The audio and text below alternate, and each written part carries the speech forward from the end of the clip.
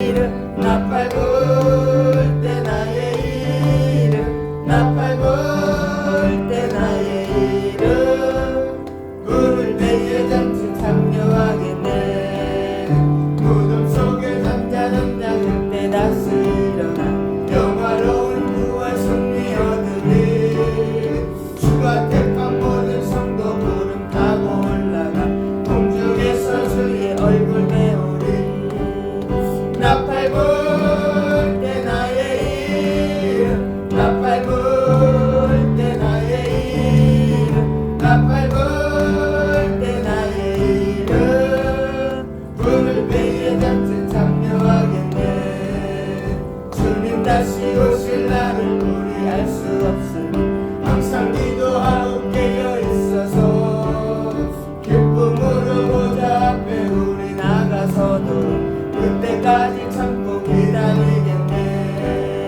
나팔 불 때 나의 이름 나팔 불 때 나의 이름 나팔 불 때 나의 이름 부를 때에 잠시 참여하겠네.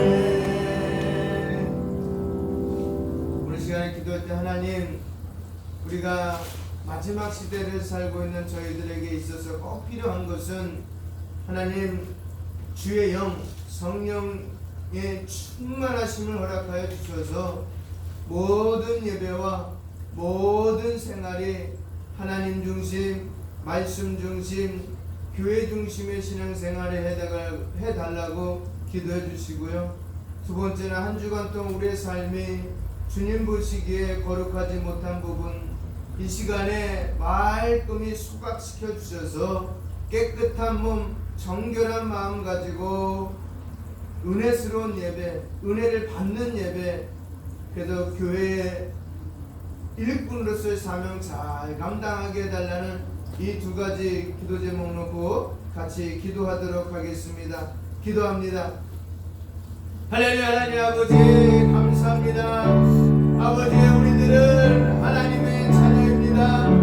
아버지 하나님의 자녀로서 이 마지막 시대를 살아감에 있어서 우리의 생활의 중심은 하나님이 중심이 되고 말씀이 중심이 되고 교회가 중심이 되어 이 중심된 생활 속에서 거룩함이 묻어나며 하나님의 영광을 드러내며 교회에 덕을 끼치며 말씀 속에서 은혜를 받으며 생활하는 저희의 신앙인이 되시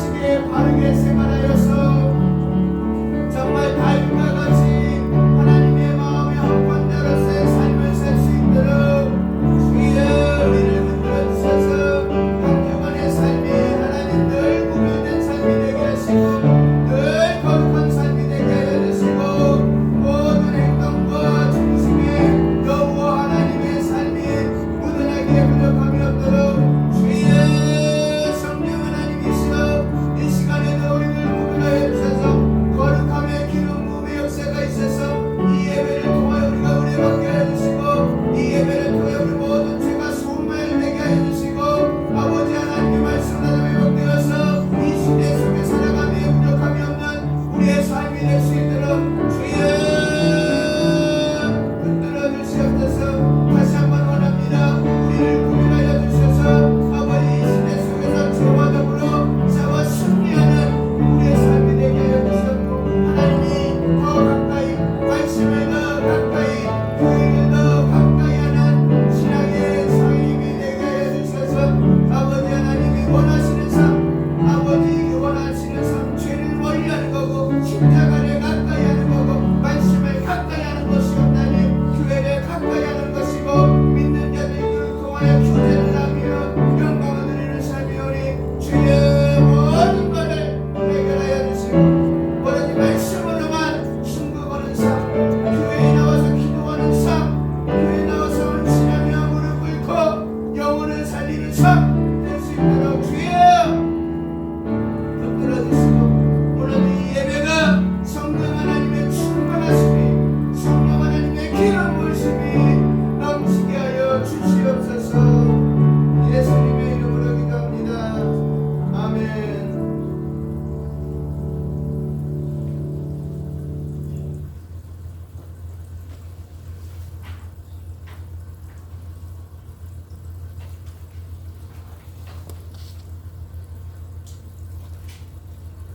우리가 찬송가 1장을 같이 보시도록 하겠습니다. 찬송가 1장입니다. 찬송가 1장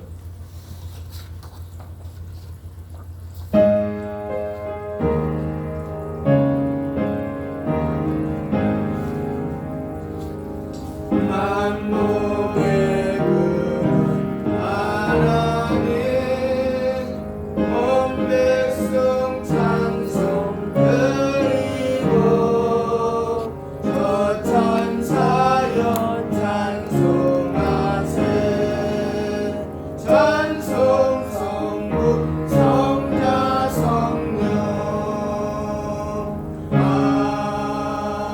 아멘. 교동문을 같이 보도록 하겠습니다. 교동문은 26번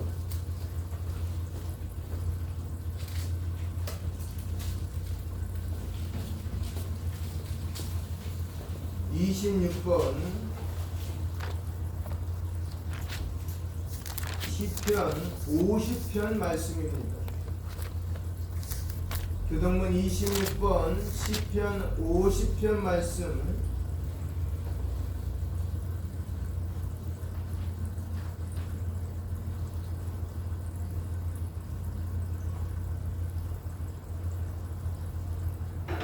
제가 먼저 읽겠습니다. 내 백성 들을지어다 내가 말하리라 이스라엘아 내가 네게 증언하리라 나는 하나님 곧 내 하나님이로다. 나는 내 재물 때문에 너를 책망하지는 아니하리니 내 번제가 항상 내 앞에 있음이로다. 내가 내 집에서 수소나 내 우리에서 수염소를 가져가지 아니하리니 이는 삼림의 짐승들과 뭇산의 가축이 다 내 것이며 산의 모든 새들도 내가 아는 것이며 들의 짐승도 내 것이미로다. 내가 가령 주리해도 내게 이르지 아니할 것은 세계와 거기에 충만한 것이 내 것임이로다. 내가 수소의 고기를 먹으며 염소의 피를 마시겠느냐. 감사로 하나님께 제사를 드리며 지존하신 이에게 너 소원을 갚으며 환난 날에 나를 부르라. 내가 너를 건지리니 내가 나를 영화롭게 하리로다. 아멘.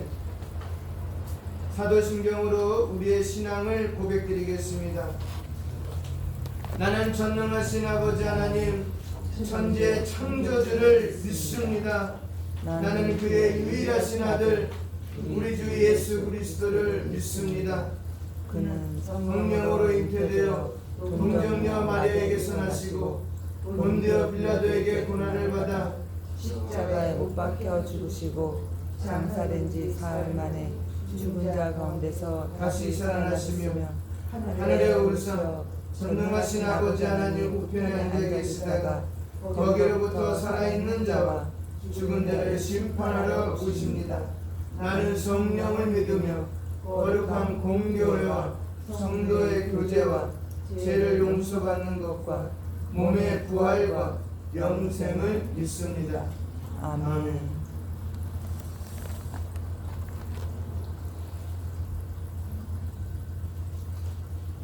찬송가 425장입니다.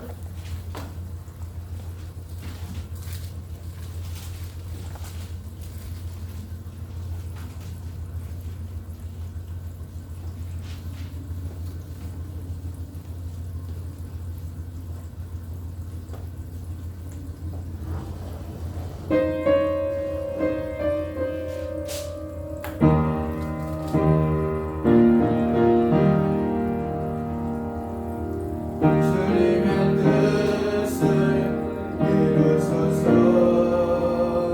고요한 중에 기다리니 진흙과 같은 날 믿으사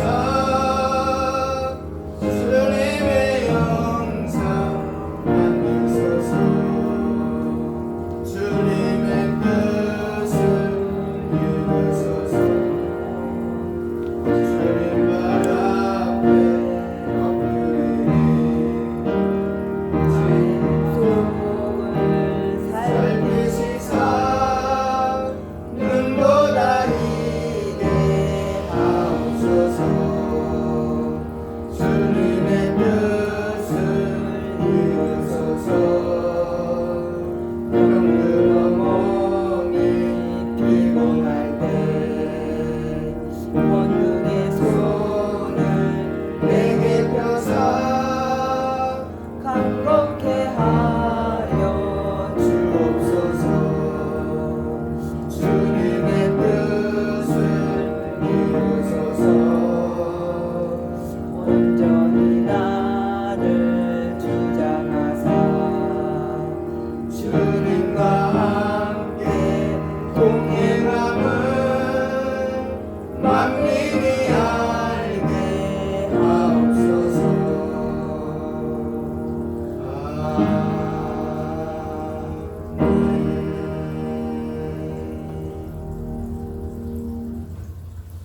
다 같이 기도드리도록 하겠습니다.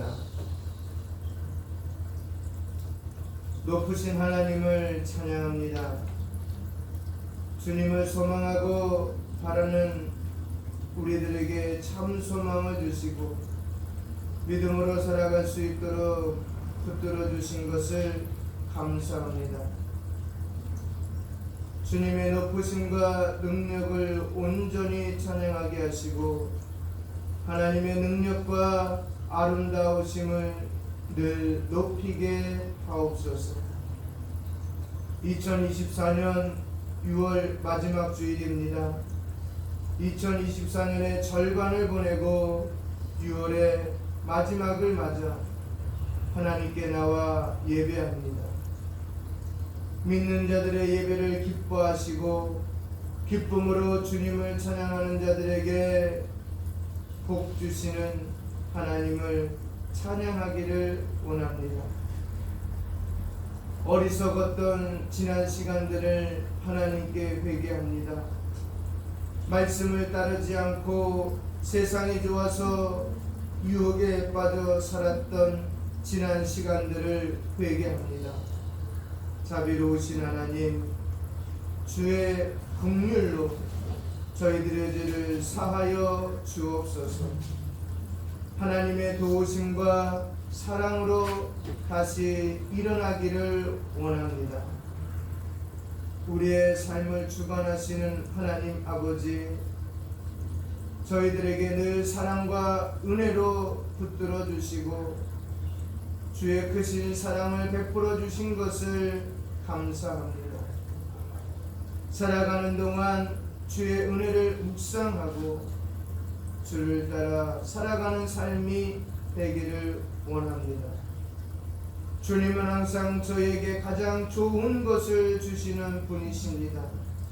날마다 주님께 감사와 찬양을 드리기를 원합니다. 주님을 의지하게 하소서. 세상을 살아가는 동안 지혜로 부족하여 넘어지고 세상의 그릇된 지식을 판단하지 못함으로 헷갈려 할 때가 많습니다. 그때마다 우리가 주님을 더욱 의지하기를 원합니다. 모든 만물을 말씀으로 창조하시고 지혜로 통치하시는 하나님을 기억하며 나의 경험과 짧은 지식으로 세상을 판단하지 않게 하옵소서. 주님이 주시는 성령의 능력과 성령의 지혜로 능히 이기며 승리하기를 원합니다. 호국구원의 달을 마무리합니다. 6월을 보내면서 나라를 위해 대한민국을 위해 기도하며 다시 돌아보게 하신 것을 감사드립니다. 하나님의 긍휼과 사랑으로 우리의 영혼이 다시 새롭게 되는 놀라운 역사가 있게 하옵소서. 하나님의 사랑이 아니었다면 대한민국은 없었을 것입니다. 주여, 이 땅에 진정한 자유와 공의가 바로 서게 하옵소서. 나라를 어지럽히고 무너뜨리는 그릇된 마음들을 모두 사라지게 하옵소서. 나라가 많이 어지럽습니다. 많은 군인들의 죽음이 우리를 슬프게 합니다. 하지만 아무도 책임지려 하지 않고 오히려 당당하게 얼굴을 내밀고 있습니다. 시간이 지나면서 그들은 참 군인이 아니라 부하들을 이용하여 성공을 추구하려는 악한 자들이었음을 점점 드러나고 있습니다. 주여, 공의가 사라진 시대입니다. 국민들은 어떻게 이런 일이 일어날 수 있는지 분노하고 있습니다. 속히 이 수많은 군인들의 죽음이 밝혀지게 하시고 그들의 마땅한 책임을 지게 하옵소서. 저희에게 항상 좋은 것을 주시는 하나님, 지금은 비록 어둡고 탁한 시대를 보내는 것 같지만 결국 협력하여 선을 이루게 하시는 줄 믿습니다. 주의 사랑과 은혜가 우리의 삶을 새롭게 하실 것을 믿습니다. 오늘도 예배를 통하여 말씀을 통하여 성령의 기름 부으심이 있게 하여 주시고 우리의 모든 질병과 우리의 모든 기도의 제목이 응답받고 돌아가는 복된 시간 되게 하여 주시옵소서. 예수님의 이름으로 기도합니다. 아멘.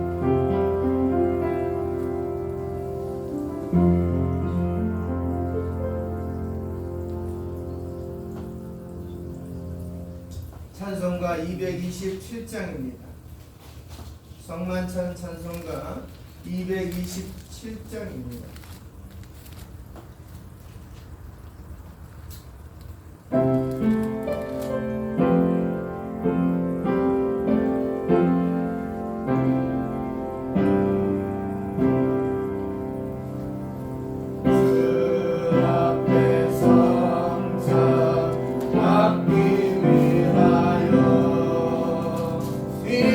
이제인 감히 나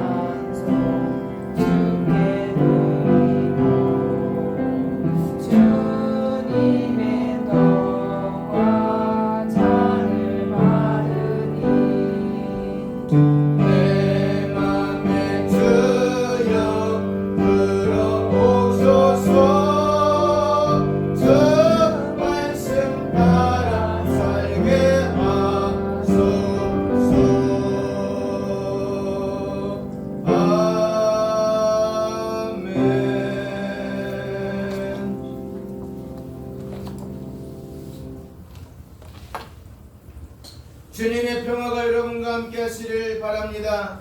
목사님과도 함께 하시길 바랍니다. 이제 화해의 징표로 서로 평화의 인사를 나눕시다. 주님의 이름으로 평화를 빕니다. 주님의 이름으로 평안을 빕니다. 예수님께서 물과 성령님으로 세례 받으시고 또한 제자들을 부르시어 그리스도의 죽으심과 부활에 연합하여 새 생명을 얻게 하시고 모든 사람들을 그리스도의 자녀로 삼아 주셨습니다. 이제 하나님께서 이 물을 성별하여 주옵소서. 성령의 능력이 이 물 위 임하셔서 주님의 백성을 성결케 하옵소서. 주의 백성을 성결케 하옵소서.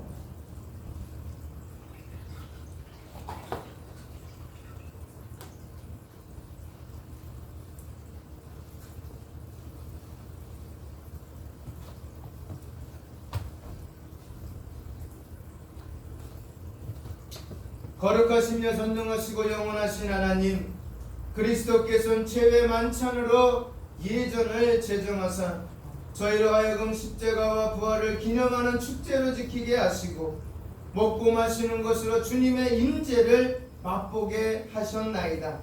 또한 구원받은 모든 사람을 왕같은 제사장으로 세우사 거룩한 교육에 동참함으로 교회를 양육하고 교회가 주님의 성내전으로서의 생명을 유지하게 하셨나이다. 그러므로 우리는 천사들과 모든 성도들과 함께 주님의 영광을 선포하고 찬양하나이다. 우리와 함께 하시는 주님을 찬양합니다.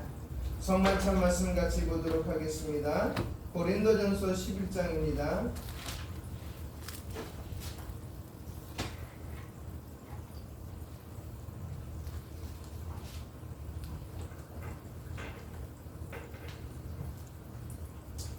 제가 먼저 읽겠습니다. 내가 너희에게 전한 것은 주께 받은 것이니 곧 주 예수께서 잡히시던 밤에 떡을 가지사 축사하시고 때와 이르시되 이것은 너희를 위하는 내 몸이니 이것을 행하여 나를 기념하라 하시고 식후에 또한 그와 같이 잔을 가지시고 이르시되 이 잔은 내 피로 세운 새 언약이니 이것을 향하여 마실 때마다 나를 기념하라 하셨으니 너희가 이 떡을 먹으며 이 잔을 마실 때마다 주의 죽으심을 그가 오실 때까지 전하는 것입니다.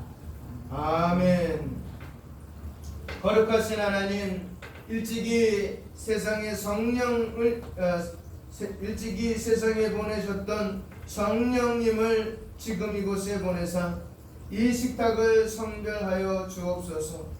또한 이 떡과 잔을 먹고 마시는 주의 자녀들에게 함께하사 그리스도의 새로운 몸을 입어 세상을 변화시키는 능력을 허락받게 하옵소서. 주의 성령님이여 오시옵소서. 다 같이 주기도문 하시겠습니다.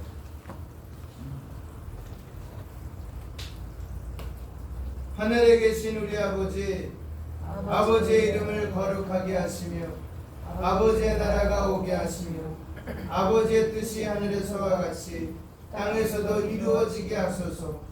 오늘 우리에게 일용할 양식을 주시고 우리가 우리에게 잘못한 사람을 용서하여 준 것 같이 우리 죄를 용서하여 주시고 우리를 시험에 빠지지 않게 하시고 악에서 구하소서. 나라와 권능과 영광이 영원히 아버지의 것입니다. 아멘.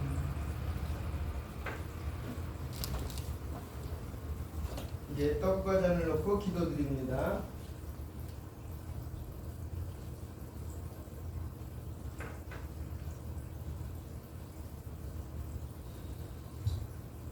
이 떡이 하나이듯이 우리 모두는 하나입니다. 그러므로 우리가 이 떡을 감사로 받을 때 우리는 하나가 되는 것입니다. 아멘.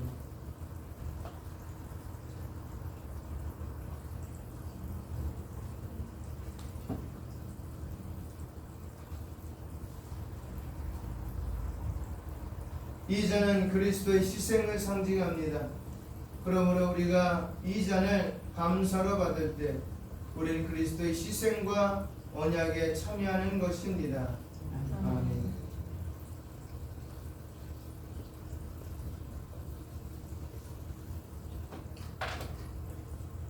떡하늘 나누도록 하겠습니다.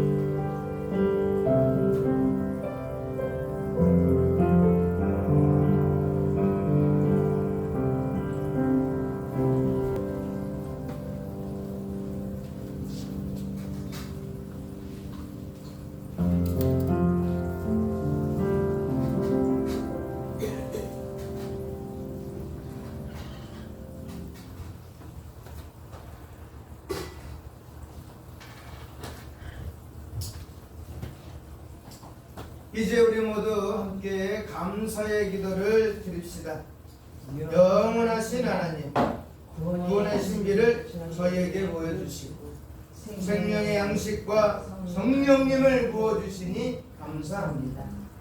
성찬에 참여한 우리로 하여금 자기의 십자가를 지고 주님을 따르게 하시며 이제 세상에 나갈 때 주님의 일꾼으로 희생하게 하옵소서. 우리가 화해와 일치를 이루며 살아가게 하여 주시옵소서.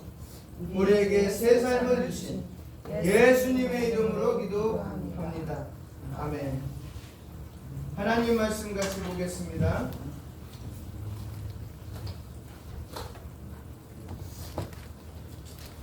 사도행전 13장입니다.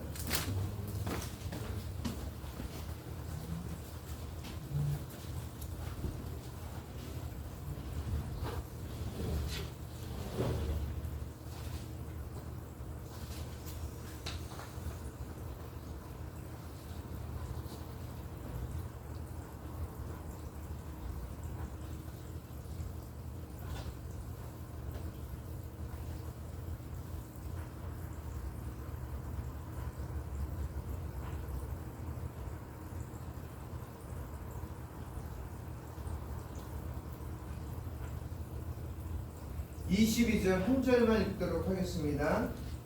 같이 읽겠습니다.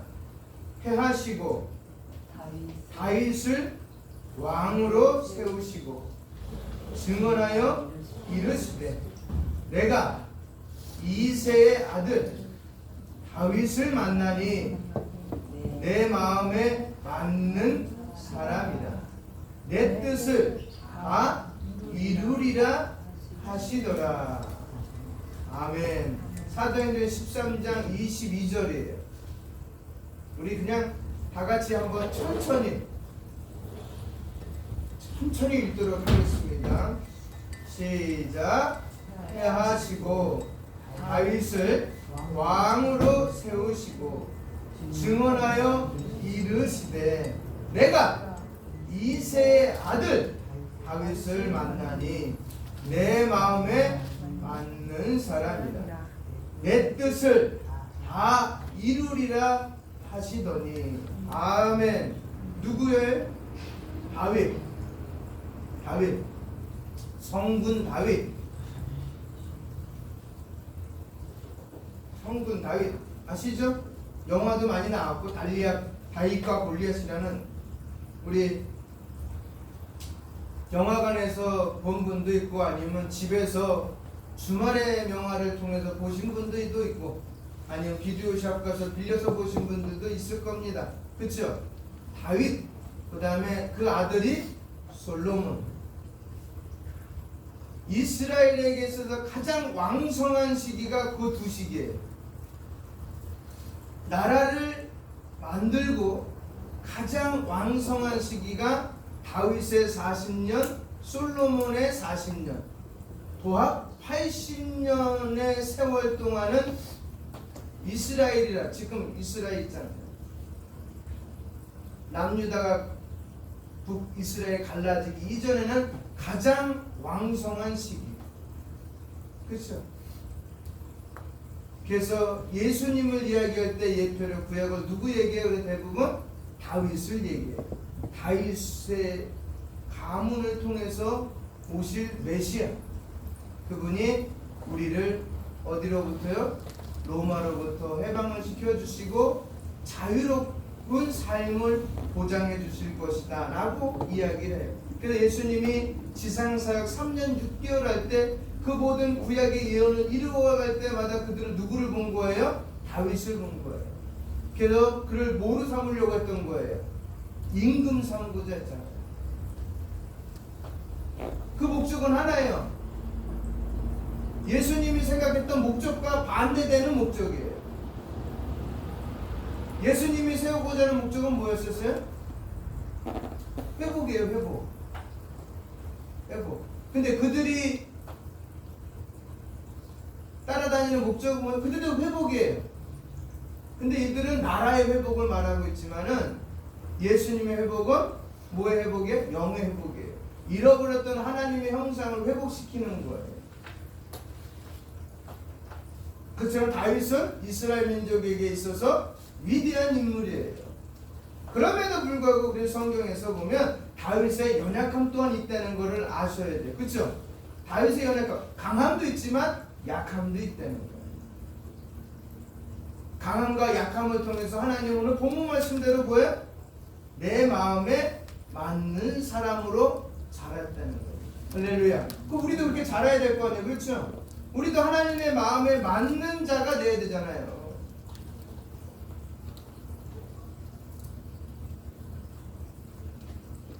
근데 다윗의 연약함을 보면서 우리도 다윗이 하나님의 사람으로 어떻게 자라갔는지를 우리도 한번 살펴보도록 하겠습니다. 다윗 왕의 연약함을 보여주는 몇 가지 중요한 사건들이 있었어요. 사건들. 여기 몇 가지 사건 한번 보도록 하겠습니다. 첫 번째가 뭐냐면 사무엘하 11장에 나와 있어요. 뭐냐면 밧세바와의 간음 사건. 다윗 왕의 가장 유명한 연약함은 밧세바와의 간음 사건입니다. 다윗은 자신의 군대가 전쟁 중일 때 왕궁에서 거닐다가 밧세바가 목욕하는 장면을 보고 그녀를 데려와 간음을 했습니다. 이로 인해 밧세바는 임신하게 되었습니다. 다윗은 이를 숨기기 위해 밧세바의 남편 우리아를 전쟁터에서 죽게 했습니다. 이 사건은 다윗의 도덕적 연약함을 드러내는 중요한 사례입니다. 어떤 사례요? 도덕적으로 연약하다. 도덕적으로 이 땅에 완벽한 사람은 없다고 얘기를 하는 겁니다. 두 번째는 압살론의 반란입니다. 압살론이 누구예요? 네? 아들이죠. 아들이죠. 다윗의 아들 압살론은 반란을 일으켜 예루살렘을 점령했습니다. 다윗은 압살론의 반란에 맞서 싸우기 위해 도망을 쳤습니다. 이는 다윗의 통치가 도전받고 그의 권력이 약해진 순간을 보여줍니다. 이 내용이 사무엘하 15장부터 18장까지 나옵니다. 세 번째는 뭐예요? 인구조사입니다. 인구조사. 다윗은 하나님의 뜻에 어긋나는 인구조사를 실시했습니다. 이는 다윗이 자신의 군사력을 과시하려는 의도로 하였다고 여겨집니다. 하나님은 이에 대해 진노하셨고 이스라엘의 역병을 내리셨습니다. 다윗은 자신의 죄를 깨닫고 회개했으나 이 사건으로 인해 많은 백성이 죽었어요. 이 내용은 사무엘하 24장에 나왔습니다. 이 대표적인 이 세 사건을 통해 다윗의 연약함을 보게 됩니다. 아무리 성군이고 하나님의 뜻에 순종해서 하나님 마음에 맞는 자라고 여겼지만 그렇지만 그들보다 약한 점이 있었다. 우리도 가능하다. 우리도 연약하지만 우리도 모순되지만 우리도 하나님 보시기에 약하지만 우리도 가능하다. 왜? 다윗을 보니까. 이 사건들은 다윗 왕의 인생에서 그의 연약함을 보여주는 중요한 순간들입니다. 다윗은 강력한 지도자였지만 인간적인 약점과 실수를 가지고 있었음을 성경은 기록하고 있습니다. 그럼에도 불구하고 여호와께서는 다윗을 마음에 드셨습니다. 그 이유가 뭘까요? 그 이유가 뭘까요? 이유가 있을 거 아니에요. 분명히. 그렇죠? 연약해요. 실수를 저질러요. 그럼에도 불구하고 하나님이 마음에 드셨다는 이유가 있을 거예요. 그 이유는 다윗 왕은 여러 번의 실수와 연약함에도 불구하고 하나님께 인정받은 이유는, 하나님 마음에 드셨던 이유는 그의 특별한 성품과 하나님과의 관계에서 비롯됩니다. 그 이유를 몇 가지 살펴보겠습니다. 첫 번째는 깊은 회개와 겸손이었습니다. 다윗은 자신의 죄를 깨달았을 때 진심으로 회개하였습니다. 예를 들어 밧세바와의 간음 사건 후에 나단 선지자가 다윗을 책망했을 때 다윗은 즉시 자신의 죄를 인정하고 회개했습니다. 사무엘하 12장을 읽어보세요. 그래서 그는 시편 51편에서 자신의 죄를 고백하며 하나님의 용서를 구했습니다. 여러분, 예수님이, 다윗이 예수님의 예표라고 그랬죠. 예. 그래서 곳곳에서 용서를 구하는 다윗의 모습을 많이 보여요. 근데 예수님이 공생의 3년 6개월 동안 단어들, 말을 하셨잖아요. 그 중에 가장 많이 한 단어가 뭔지 아세요? 뭘 같아요? 가장 많이 한 단어. 네? 어떤 말씀을 가장 많이 했을 것 같아요? 3년 6개월 동안. 성경책을 읽었으니까 한번 찾아보세요. 그냥 한번 머리로 한번 생각해보고 한번 얘기해보세요. 어떤 단어를 많이 이야기했을 것 같아요? 민중들, 서민들이나 지도자들한테, 그 시대의 사람들에게 무엇을 가장 많이 이야기를 말을 전달했습니까? 선포했습니까?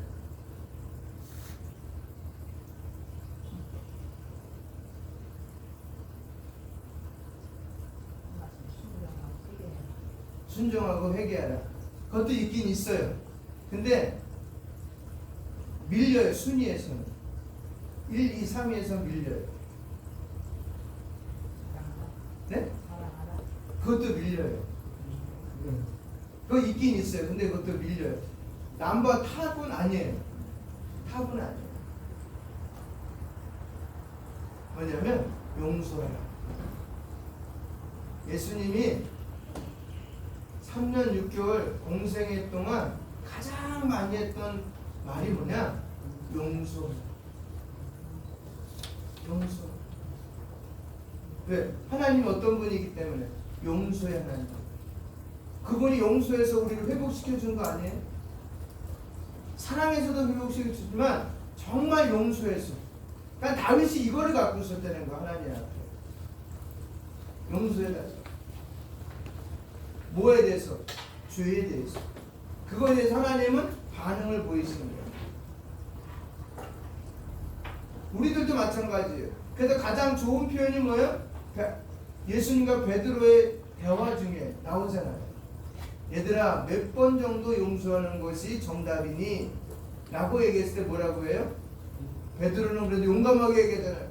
7번씩 70번이에요. 근데 예수님은 뭐라고 말해요? 거꾸로 얘기하잖아요. 70번씩 7번이라도 용서해요.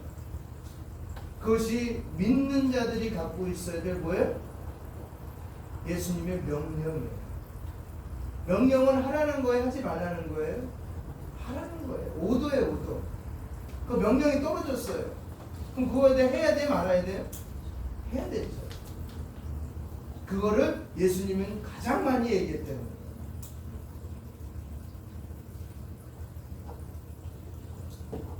그래서 이 용서에 대해서 시편 51편에 이야기 한번 읽어볼까요? 시편 51편 아주 시편 51편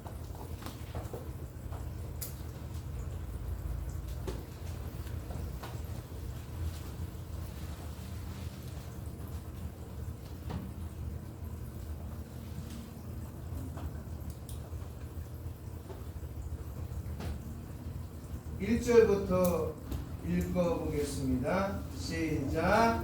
하나님이여 주의 인자를 따라 내게 은혜를 베푸시며 주의 많은 긍휼을 따라 내 죄악을 지워 주소서. 나의 죄악을 말갛게 씻으시며 나의 죄를 깨끗이 제하소서. 무릇 나는 내 죄가를 아우니 내 죄가 항상 내 앞에 있나이다. 내가 주께만 범죄하여 주의 목전에 악을 행하여 싸우니 주께서 말씀하실 때에 의로우시다 하고 주께서 심판하실 때에 순전하시다 하리이다. 내가 죄악 중에서 출생하였으며 어머니가 죄 중에서 나를 잉태하였나이다. 보소서 주께서는 중심이 진실하심을 원하시오니 내게 지혜를 은밀히 가르치시이다. 우슬초로 나를 정결하게 하소서. 내가 정하리이다. 나의 죄를 씻어주소서. 내가 눈보다 희리이다. 10절이요 시작. 하나님이여 내 속에 정한 마음을 창조하시고 내 안에 정직한 영을 새롭게 하소서. 나를 주 앞에서 쫓아내지 마시며 주의 성령을 내게서 거두지 마소서. 주의 구원의 즐거움을 내게 회복시켜 주시고 자원하는 심령을 주사 나를 붙드소서. 그리하면 앞에가 이렇게 막 열고 있잖아요. 반전이에요. 그리하면 내가 범죄자에서 주의 도를 가르치리니 죄인들이 주께 돌아오리다. 할렐루야. 다윗은 자기를 너무나도 잘 알고 있었어요. 우리는요? 우리 알잖아요, 사실. 왜 모르겠어요? 다윗도 아는데. 왜냐하면 다윗이라고 특별한 존재가 아니에요. 우리 야고보서 5장을 읽어보시면 아시겠지만, 예? 엘리야가 어떤 분이에요? 대단한 분이에요. 그죠? 갈멜산에 지금도 가면은 엘리야가 이렇게 모형으로 있어요. 불칼을 들고.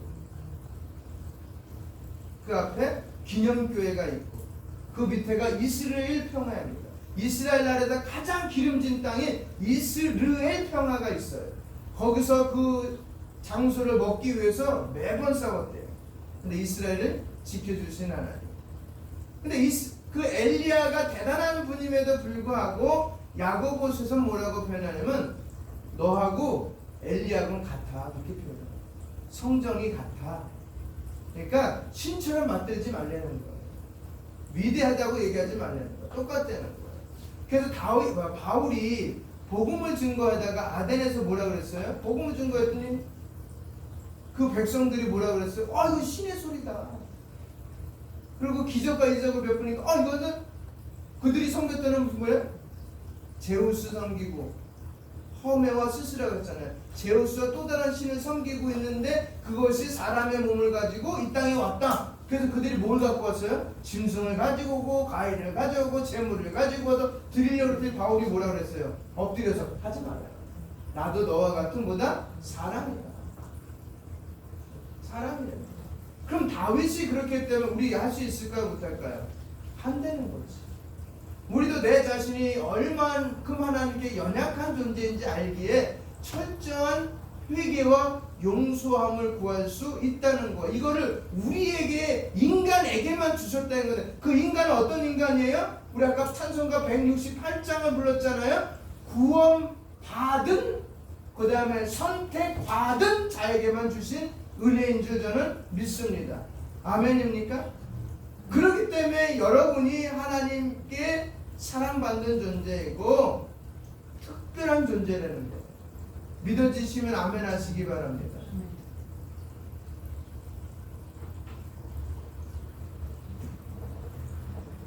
그래서 다윗의 회개는 겉으로만 드러나는 것이 아니고 마음 깊은 곳에서 우러나는 진심 어린 회개였다는 것입니다. 아멘입니까? 그래서 첫 번째가 뭐다? 깊은 회개와 겸손이라는 거예요. 두 번째는 뭐냐면 하나님을 향한 충성심과 사랑이 있었다는 거예요. 그러기에 뭐예요? 다윗이 마음에 들었다. 다윗은 하나님을 깊이 사랑하고 신뢰했습니다. 그는 모든 상황에서 하나님을 의지하며 하나님께 찬양과 감사를 드렸습니다. 그래서 시편을 읽어보면 찬양의 시가 그래서 많은 거예요. 찬양의 시가 그렇게 많아요. 그의 많은 시편은 하나님을 향한 사랑과 신뢰를 나타내며 그의 마음이 하나님께 가까이 있음을 보여줍니다. 그 대표적인 시가 시편 23편이에요. 여호와는 나의 목자시니 내게 부족함이 있다 없다? 없다. 그가 나를 푸른 풀밭과 쉴만한 물가로 어떻게 해요? 인도하십니다. 인도하면 거기서 끝나는 것이 아니라 어떻게 해요? 내가 그 안에서 밥을 먹을 때 주변에 수많은 원수들이 진을 치고 나를 덮칠지라도 뭐예요? 나를 보호하신다. 뭐로요? 주의 지팡이. 할렐루야. 그 하나님이 다윗의 하나님이고요, 나의 하나님이에요. 그래서 다윗의 시편들은 그의 신앙과 하나님과의 깊은 관계를 여전히 보여주고 있기에 우리 시편을 잘 읽어야 돼요. 시편을 자주 보면 그걸 놓고 기도하시면 돼요. 그냥 읽으면서 여호와는 누구누구의 하나님이시오. 그렇죠? 세 번째는 순종하는 마음입니다. 다윗은 하나님의 명령에 순종하려고 노력했습니다. 비록 그는 여러 차례 실수를 저질렀지만 전반적으로 하나님의 뜻을 따르려는 마음을 가졌습니다.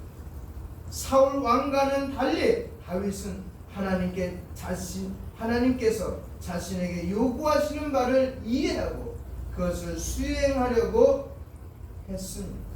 믿어지십니까?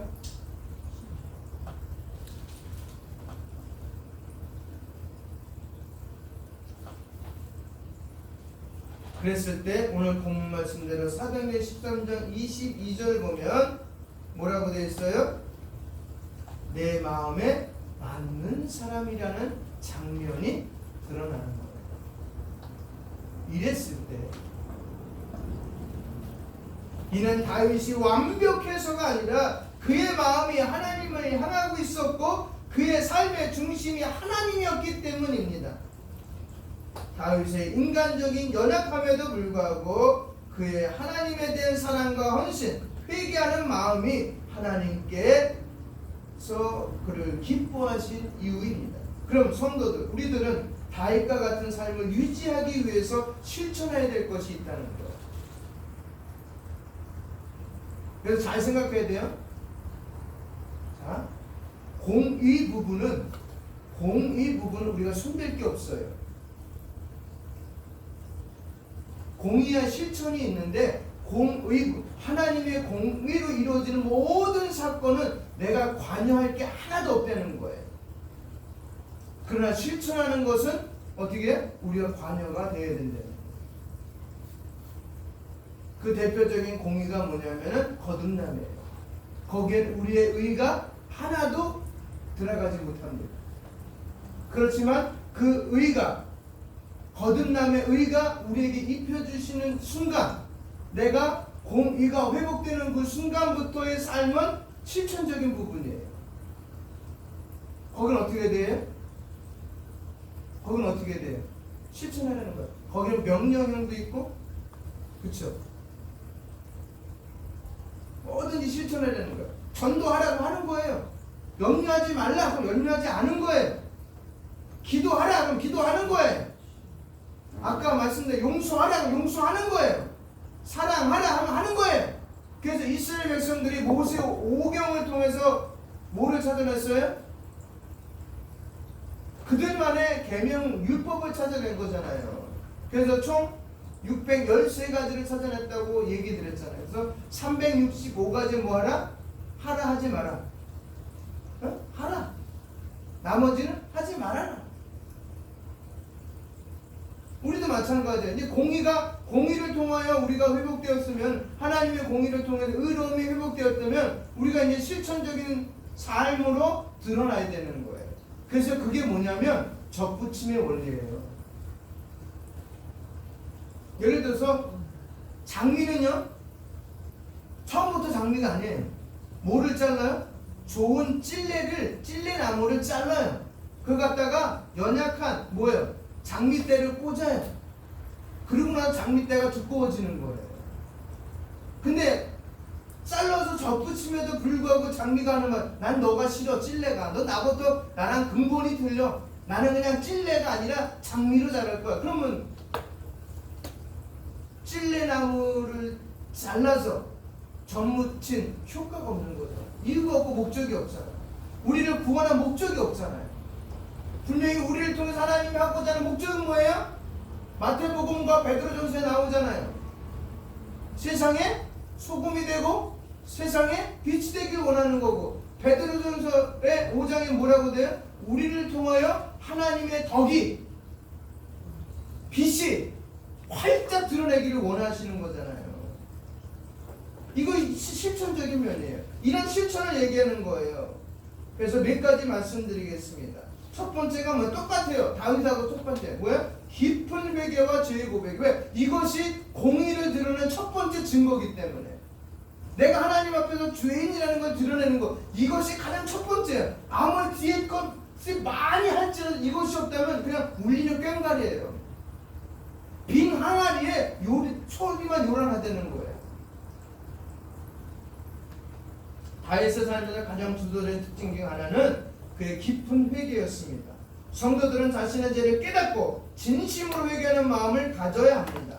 정기적으로 자신의 죄를 하나님 앞에 고백해야 돼. 이 죄의 고백은 뭐냐면 자범적인, 실천에서 드러나는 죄를 말하는 거예요. 실천적인 죄를 말하는 거예요. 하나님의 공의를 통하여 드러난 죄, 첫 번째는 그걸 할 필요가 없어요. 원죄는 할 필요가 없다는 거예요. 이미 끝난 거예요, 그거는. 근데 마귀는요, 그걸 끝까지 집요하게 자꾸 직분도 늘어지고 있어요. 근데 그거는 끝난 거예요. 그리고 그러하면서 고백하면서 누구의 도우심을 구하냐면 성령의 도우심을 구해요. 할렐루야. 성령. 내가 고백하고 이제 살겠습니다. 필드에 나가겠습니다. 우리 교회에서만 사는 게 아니잖아요. 세상에서 사는 거잖아요. 그 세상 가운데서 내가 영적인 싸움을 하며 살아갈 때 내 힘이 아니라 누구의 힘으로 살겠습니까? 성령 하나님. 성령 하나님의 힘으로 살겠으니까 성령 하나님이, 예수님이 순간순간마다 그것을 어떻게 대처했는지, 믿음의 사람들이 그 믿음을 가지고 어떻게 살았는지 순간순간마다 어떻게 되려고요? 나에게도 연약한 나에게도 힘을 씌워달라고 기도해야죠. 아멘입니까? 그러면서 생활을 유지하는 거예요. 그다음 두 번째는 뭐냐면 하나님을 향한 사랑과 예배가 날마다의 삶 가운데 묻어나야 돼요. 다윗은 하나님을 깊이 사랑하고 그의 삶에서 하나님을 찬양하는 데 큰 비중을 두었습니다. 성도들은 개인적인 경건 생활과 공동체 예배에서 하나님을 깊이 사랑하고 찬양하는 태도를 가져야 됩니다. 찬양 잘하시지만 박자 틀리고 음정 약간 틀릴 수 있어요. 그래도 하라는 거예요. 진심으로. 그럼 하나님 하나님 그거 받으실까요? 안 받으실까요? 야, 너 박자 틀렸어 임마. 음정이 왜 그래? 음치지? 너 하지마. 이러지 않는다는 거예요. 그 음치는 음치대로 받고요, 성악가는 성악대로 받는 거예요. 그래서 하나님이 좋으신 분이에요. 만약에 그런 거 하나하나 다 따져서 너 음치니까 앞으로 찬양하지 마.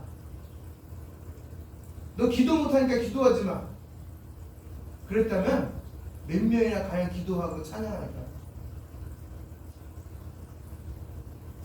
그래서 우리들은 정기적인 예배 참석, 찬양, 기도, 성경, 우리 성경 이렇게 매주마다 하잖아요.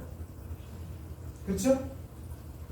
열심을 다해서 감사합니다. 그래서 말씀이 내 안에서 생활화할 수 있도록 기도해야 돼요. 이 말씀이 살아서 움직이게 해달라고. 그래서 히브리서 4장 말씀에 그 말씀으로는 살아있고 운동력이 있고 좌우의 날쌘 어떤 것보다 예리하고 우리의 혼과 영과 골절 관절 쪼개기에 부족함이 있다 없다? 없다. 살아있으니까. 여러분, 아무리 작은 물고기도요, 살아있으면 물을 거슬러 올라갈 수 있어요. 믿어지십니까? 그런데 우리가 아는 대왕고래, 막 20m, 30m 되는 고래도 죽으면 그냥 떠내려 가더라고요.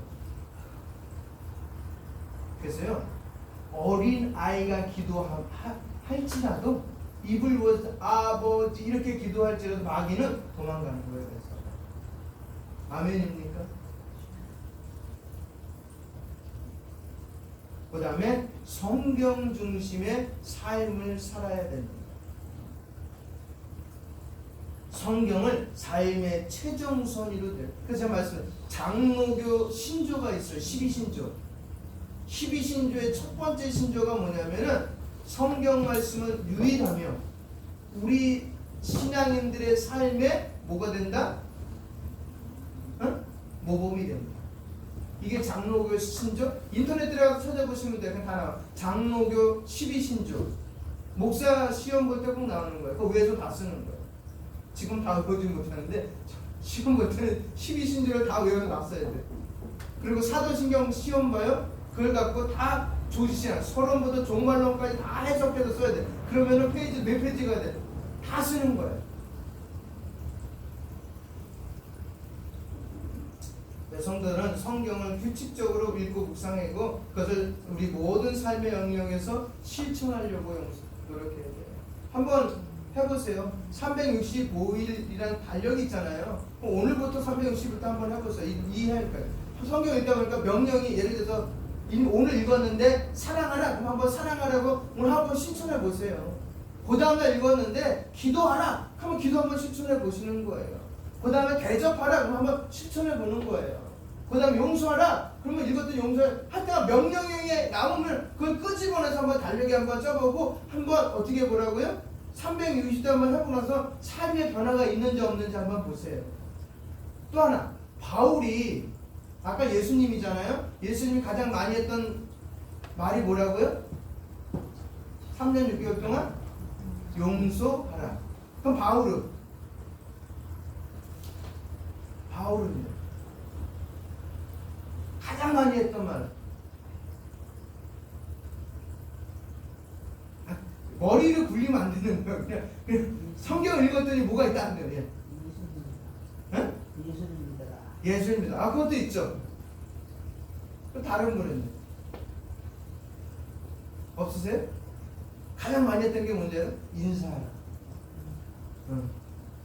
인사하라. 그만큼 인사가 중요하다. 믿음의 인사를 되는 거예요. 그래서 신앙생활 보면 굉장히 단순한 것 같아요. 용서하면서 인사해라. 용서가 안 되니까 이 사람하고 인사가 안 되는 거야. 용서가 되면 인사가 되겠지. 인사하는데 용서 안 해주겠어요? 만약에 인사했는데 용서 안 해준다. 이건 뭔가 잘못된 거야. 고장난 거야. 내가 신앙적으로 고장났다는 증거예요. 그 다음에 순종하는 마음을 가져라. 세 번째, 순종하는 마음을 가져라. 다윗은 하나님 명령에 순종하고 노력했습니다. 성도들도 하나님 말씀에 순종하는 태도를 가져야 합니다. 하나님의 계명을 지키고 성경의 가르침을 따라 살아가는 그 순종하는 마음. 한번 실천해 보시죠. 우리 한번. 예? 읽었더니 명령형이 있다. 한번 써보세요. 그 다음에 기도 생활입니다. 다윗은 많은 시편에서 하나님께 기도하고 간구했습니다. 성도들은 꾸준한 기도 생활을 통해 하나님과의 친밀한 관계를 유지해야 됩니다. 개인적인 기도뿐만 아니라 가족과 공동체 안에서 함께하는 기도 시간을 가지는 것이 유익합니다. 아멘. 그래서 우리 예배 전에 중보기도하고 오후 시간에 중보기도 하잖아요. 길지는 않지만 같이 하는데 의의를 두는 거예요. 이제 그것이 점점 길어져야 되겠죠. 그렇죠. 그 다음에 5번째, 성령의 인도하심을 따르는 생활을 해라. 누구요? 저는 다른 것 중에 이제 이 3가지, 나머지 이제 기도 생활, 성령의 인도하심, 공동체 생활에다 포인트를 줬어요. 성령의 인도하심. 다윗은 성령의 인도하심을 받으며 하나님의 뜻을 따랐습니다. 성도들도 성령의 인도하심을 구하며 성령께서 주시는 지혜와 힘을 의지해야 됩니다. 성령의 열매를 삶에서 맺기 위해 노력하고 성령의 능력을 통해 하나님의 뜻을 이루기 위해 힘써야 됩니다. 아멘입니까? 그 다음에 공동체 생활입니다. 우리는 개혁주의라고 그러잖아요. 그렇죠? 개혁주의. 우리 개혁주의 신앙을 바탕을 둔 우리들에게 중요한 건 공동체예요. 그것이 어디에다가 모판을 두고 있냐면 초대교회. 초대교회에다 모판을 두고 있어요. 성도들은 교회의 공동체 안에서 서로 격려하고 도우며 사랑으로 섬겨야 합니다. 어떤 일이 있어도 튕기면 안 되는 거예요. 초대교회 보면 튕겼다는 내용이 없어요. 오히려 더 단단하게 뭉쳤고요. 히브리서를 읽어보면 알겠지만 말세엔 이런 사람들이 등장한대요. 교회를 쪼개려고 하는 사람들이 계속 드러난대. 교회 안으로. 그런 사람들을 내쫓고 더욱더 모이게 힘쓰는 여러분이 되십시오 라고 말합니다. 그리고 함께 예배드리고 교제를 나누며 서로의 신앙을 복도와주는 것이 중요합니다. 이렇게 몇 가지 했어요? 예? 하나, 둘, 셋, 넷, 다섯, 여섯, 7가지. 많은 것 같은데 하나로 연결되어 있다는 것입니다. 이러한 실천들을 통해 성도들은 다윗과 같은 삶을 살며 하나님과의 깊은 관계를 유지하는 겁니다. 가장 중요한 것은 모든 상황에서 하나님을 신뢰하고 하나님께 순종하며 회개하는 마음을 유지해야 합니다. 아멘입니까?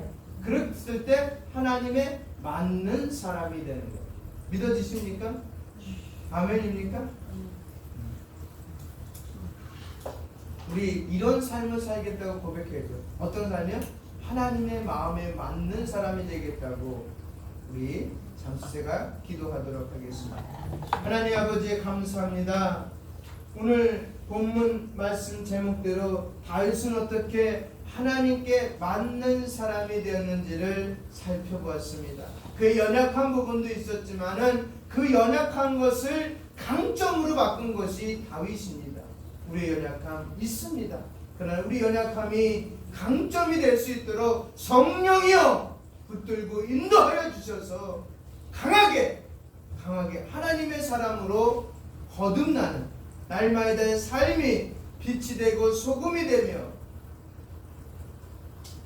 기도하는 삶, 성령의 이끌림을 받는 삶, 공동체 안에서 서로 사랑하며 용서하며 격려하며 다독거리며 예배 생활을 하며 교회 중심을 하며 서로를 향하여 기도하는 그런 복된 삶이 될 수 있도록 성령 하나님, 예배 시간뿐만 아니라 예배당 안뿐만 아니라 세상 가운데서도, 가정 가운데서, 직장 가운데서, 학교 가운데서도 어느 관계 서서도 펼쳐질 수 있는 멋진 그리스도인들 되게 하여 주시옵소서. 예수님의 이름으로 기도합니다. 아멘. 찬송가 455장입니다.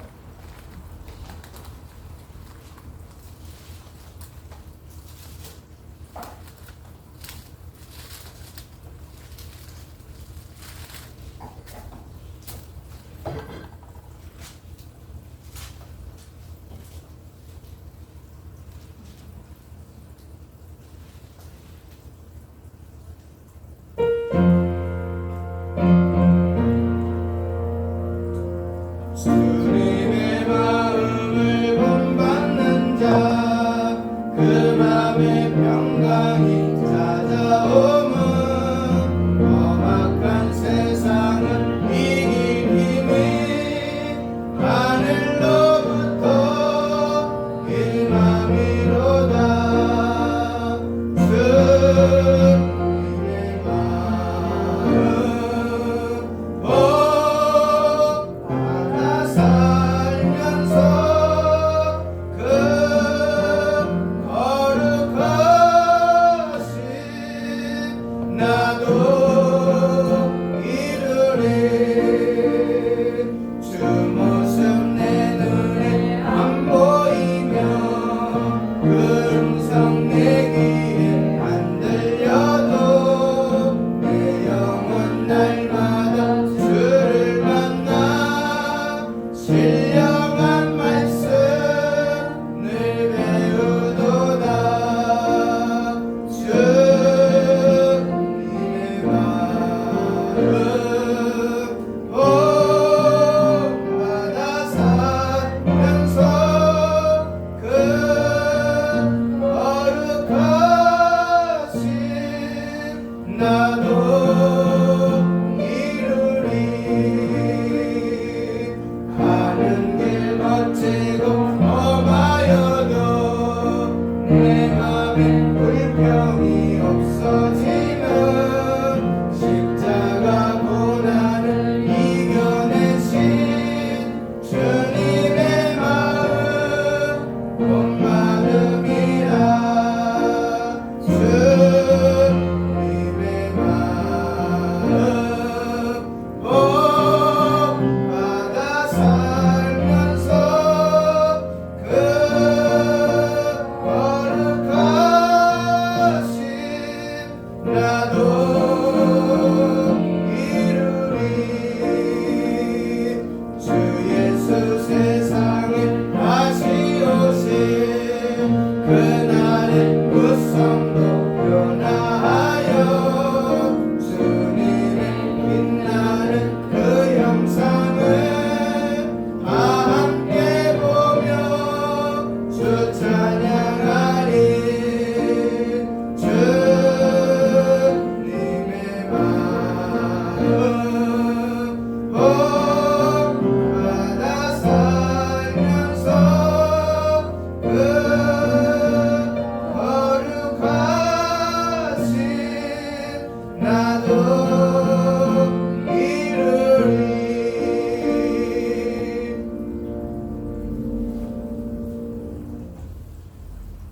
그래서 우리는 오늘 말씀 기억하면서 우리 십계명을 한번 또박또박 같이 마음으로 새기면서 읽도록 하겠습니다. 하나님이 모든 말씀으로 말씀하여 이르시되 나는 너를 애굽 땅 종되었던 집에서 인도하여 낸 내 하나님 여호와니라. 제1은 너는 나 외에는 다른 신들을 내게 두지 말라. 제2는 너를 위하여 새긴 우상을 만들지 말고 또 위로 하늘에 있는 것이나 땅 아래로 땅에 있는 것이나 땅 아래 물속에 있는 것에 어떤 형상도 만들지 말며 그것들에게 절하지 말며 그것들을 섬기지 말라. 나 내 하나님 여호와는 질투하는 하나님인즉 나를 미워하는 자의 죄를 갚되 아버지로부터 아들에게로 3, 4대까지 이르게 하거니와 나를 사랑하고 내 계명을 지키는 자에게는 천대까지 은혜를 베푸느니라. 제3은 너는 내 하나님 여호와의 이름을 망령되게 부르지 말라. 여호와는 그의 이름을 망령되게 부르는 자를 죄 없다 하지 아니하리라. 제4는 안식일을 기억하여 거룩하게 지키라. 엿새 동안은 힘써 내 모든 일을 행할 것이나 일곱째 날은 내 하나님 여호와의 안식일인즉 너나 내 아들이나 내 딸이나 내 남종이나 내 여종이나 내 가축이나 내 문 안에 머무는 객이라도 아무 일도 하지 말라. 이는 엿새 동안에 나 여호와가 하늘과 땅과 바다와 그 가운데 모든 것을 만들고 일곱째 날에 쉬었습니다. 그러므로 나 여호와가 안식일을 복되게 하여 그날을 거룩하게 하였느니라. 제5는 부모를 공경하라. 그리하면 내 하나님 여호와가 내게 준 땅에서 내 생명이 길리라. 제6은 살인하지 말라. 제7은 간음하지 말라. 제8은 도둑질하지 말라. 제9는 내 이웃에 대하여 거짓 증거하지 말라. 제10은 내 이웃의 집을 탐내지 말라. 내 이웃의 아내, 그의 남종이나 그의 여종이나 그의 소나 그의 낙이나 무릇 내 이웃의 소유를 탐내지 말라. 예수께서 이르시되 내 마음을 다하고 목숨을 다하고 뜻을 다하여 주 너희 하나님을 사랑하라 하셨으니 이것이 크고 첫째 되는 계명이요 둘째도 그와 같으니 내 이웃을 내 자신과 같이 사랑하라 하셨으니 이 두 계명이 온 율법과 선지자의 강령이니라. 아멘. 연보성 50장을 같이 하시도록 하겠습니다.